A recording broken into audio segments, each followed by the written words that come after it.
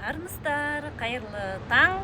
Көңіл күйлеріңіз қалай сіздердің? Менің көңіл күйім он керемет, тамаша. Таңғы 5-те тұрдым, жуынып, шайынып, бірден каушуке бейімделіп алдым. Сосын білім алуға отырдым. Білім алуға кірсеңіздер, оны соңына дейін жетпейінше, және оны эссе қылып жазып, айта алатындай, сіздерге беретіндей видеоға түсетіндей қылып қорықпайынша, пока сол білімден шыға алмайсыздар. 8:30-да ғана есімді жиыппын, 9-да ғана мынандай кереметтей табиғатқа шықтым. Таза ауа жұтып, жүгіріп, жүріп келдім. Мына үңгірді қараңыздар.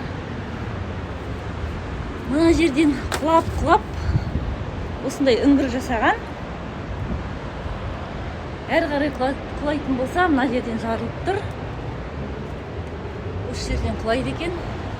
Бірақ бұның астында мен қалмаймын. Мен өзім үшін ұзақ өмір сүремін деп шештім.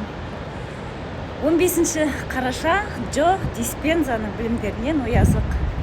Біз тұрмыстық жағдайымызды қалай көреміз, және шынайы оқиғаны ми да, тән де оны бірдей қабылдайды екен. Яғни өз сөзіммен айтатын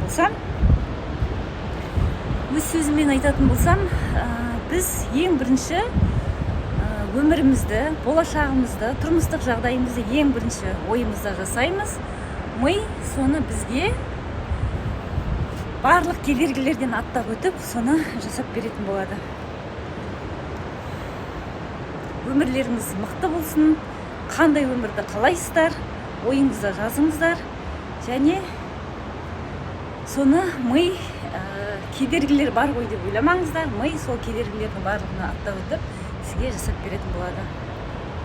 Өзім де 20 жылдық кәсібімді қазір жауып, кезінде балаларым ешкімнен кем болмайды деген сөзбен осы 20 жылдық айналысқан кәсібімді қазір жауып жатырмын. Материалдық жағдайымды жасап алдым. Ендігі қазір физикалық, психологиялық, рухани даму жолында жүрмін. Өзім үшін, жанұям үшін, және енді халқым үшін осы білімді алып жатырған сіздерге беретін боламын. Мына кереметтей табиғатты қараңыздар, теңізді қараңыздар.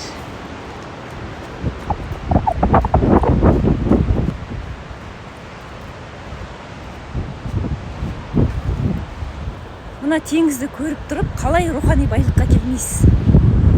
Мен отырмын теңіздің жағасында. Бересің де жоқ оған аласың да. Мені тастап толқындар ағасың ба? Толқын танып